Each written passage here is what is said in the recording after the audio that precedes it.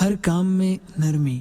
مرحوم رکن شورا مفتی دعوت اسلامی الحافظ القاری ابو عمر محمد فاروق عطاری المدنی علیہ رحمت اللہ الغنی کی والدہ محترمہ کا بیان ہے کہ ہم نے ان کو کبھی غصہ کرتے نہیں دیکھا، نہ بہن بھائیوں پر، نہ اپنی بچی کی امی پر غصہ کرتے، ہمیشہ نرمی سے گفتگو فرماتے تھے۔ آپ اس مدنی پھول کو دعوت اسلامی کے اشاعتی ادارے مکتبۃ المدینہ کی مطبوعہ کتاب مفتی دعوت اسلامی صفحہ 38 سے پڑھ کر مستفیض ہو سکتے ہیں۔ آپ اس کتاب کو دعوت اسلامی کی ویب سائٹ www.dawatislami.net سے اردو کے ساتھ ساتھ مختلف زبانوں میں بھی ڈاؤن لوڈ کر سکتے ہیں۔ آج ہی اس کتاب کو مکتبۃ المدینہ کی مختلف شاخوں سے طلب کیجیے، نیز شادی غمی کی تقریبات، اجتماعات، آراس اور اجتماعات میلاد وغیرہ میں مکتبۃ المدینہ کی شائع کردہ رسائل تقسیم کر کے ثواب کا ڈھیروں خزانہ حاصل کیجیے۔